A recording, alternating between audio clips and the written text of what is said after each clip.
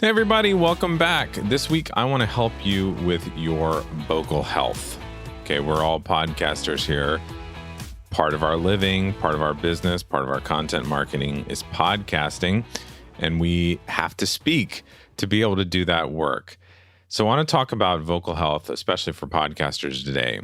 Now, many of you may know this about me if you've been listening to the show, or you may not, but I have a background in music. I started out in music playing the drums, but also have a significant background in singing. My master's degree in music is actually in choral conducting, and my undergrad was in voice, so singing.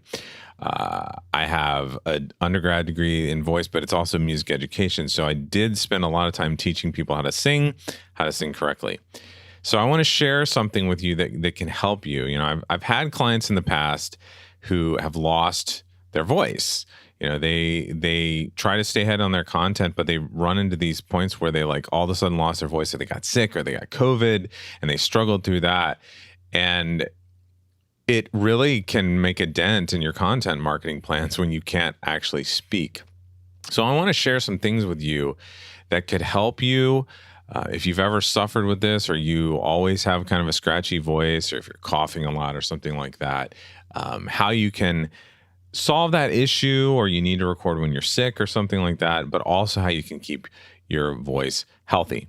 So all of us at some point in our lives have lost our voice, we've gotten sick, and we've noticed how that affects our voice.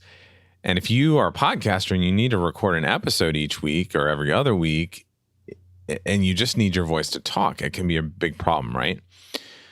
You probably heard many miracle cures, miracle suggestions, things like that. You can Google things. There are plenty of cures.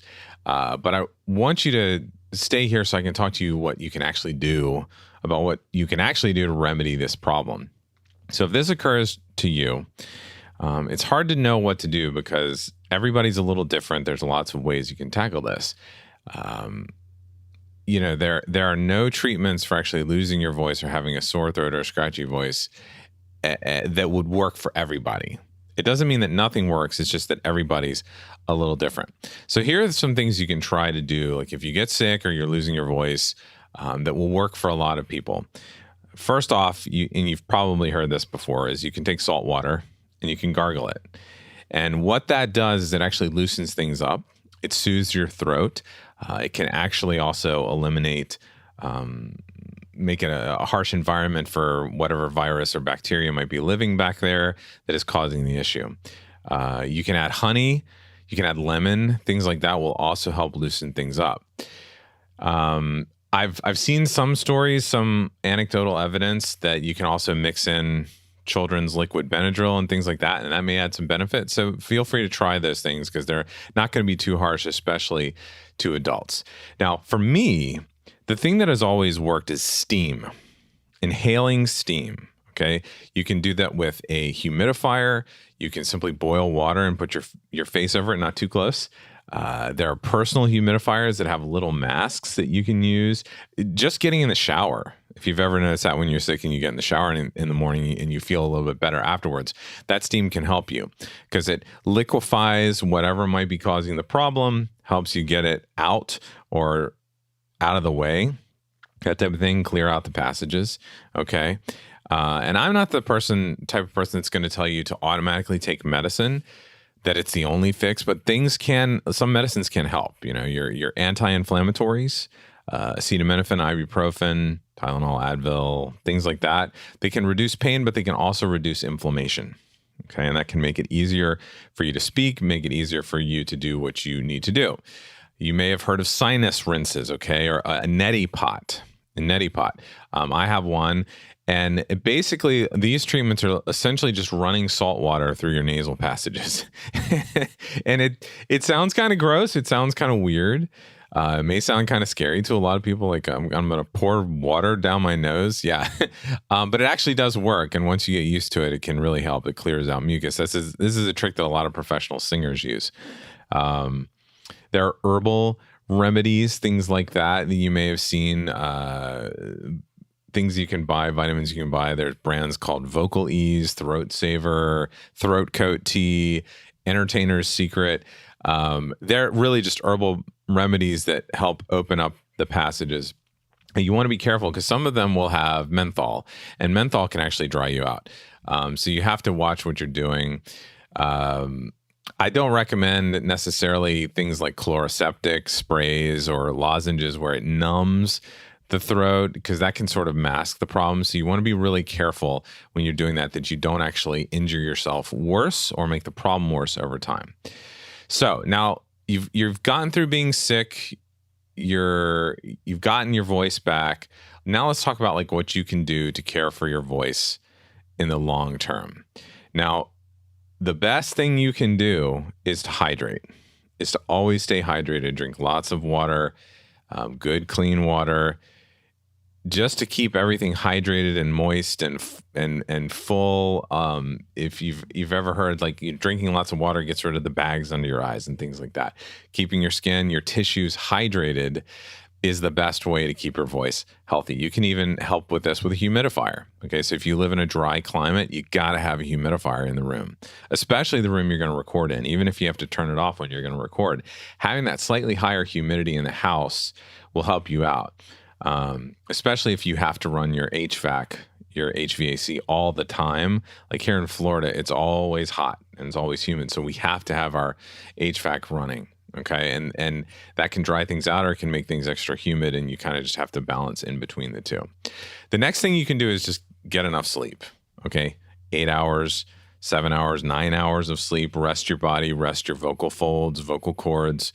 They are actually folds of tissue that have muscle inside them, and they need rest as well. So even a nap can make a huge difference. Now, the next thing you can do is think about your diet, okay? Avoid carb-heavy processed foods, fast foods, junk food, late-night dinners, okay? All of those things are going to negatively affect your voice. And one thing that hits a lot of people, it hits me, is this thing called GERD, GERD, gastroesophageal reflux disease. And if you've ever had heartburn or reflux from eating late at night or eating too much and laying down, that's really the worst thing you can do for your voice. And some people have this disease where it's just overactive and they suffer with it occasionally or all the time. And that stomach acid can actually come up the esophagus and damage or injure your vocal folds. Okay, you don't want to do that. A lot of doctors now will just automatically prescribe omeprazole. Omeprazole, which is, I forget what it's the actual medicine form of an over-counter heartburn medicine. But omeprazole will actually do a lot of great work. And if you have GERD, something as simple as just a 90-day course of omeprazole can repair the stomach lining and reduce this GERD effect that you have sort of all the time. Now, I talked about some medicines earlier. I talked about menthol and how that has a drying effect, but there are also some medicines that can be harmful for your voice. So you get sick and you go and you take a over-the-counter decongestant or an antihistamine, and those actually have a drying effect. So when you're sick or when you're taking those types of medicines, you've got to be very careful when you're speaking to overhydrate, okay?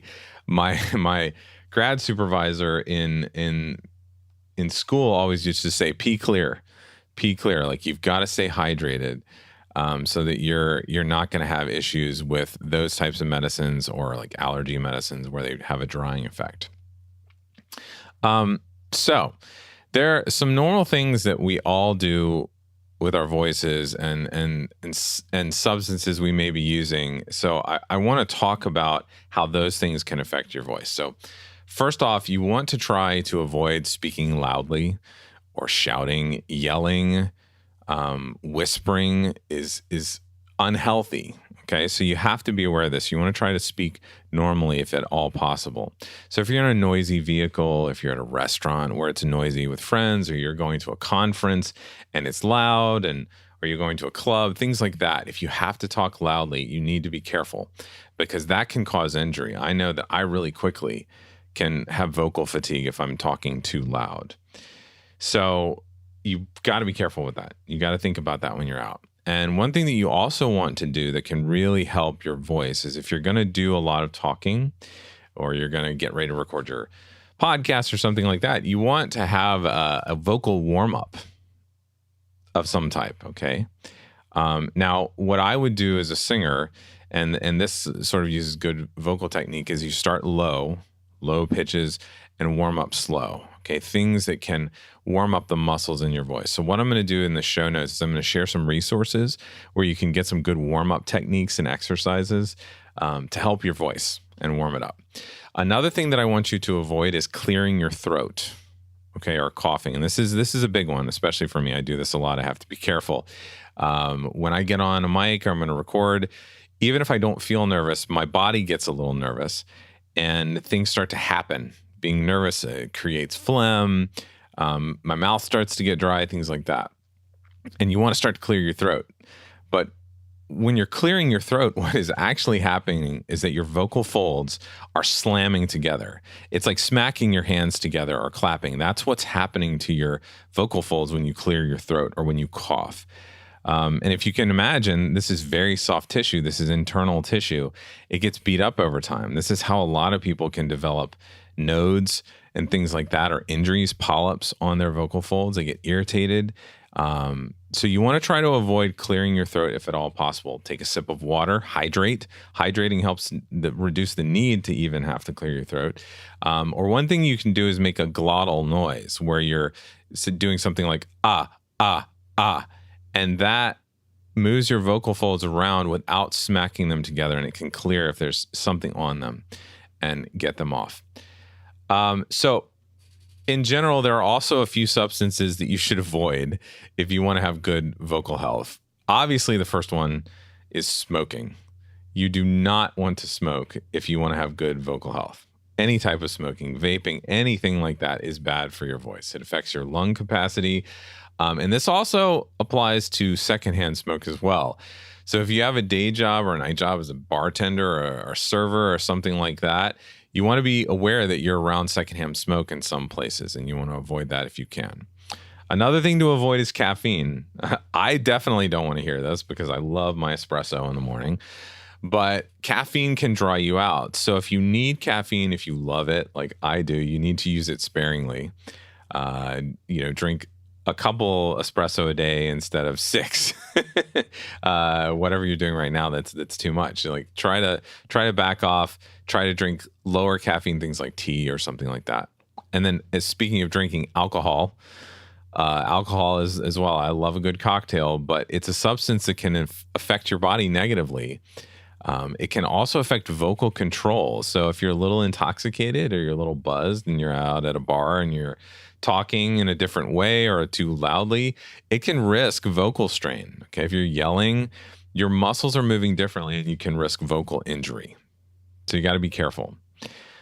So hopefully this episode was helpful. If you're in this situation, I hope it helps you prepare. I hope it helps you handle these issues if they happen in the future.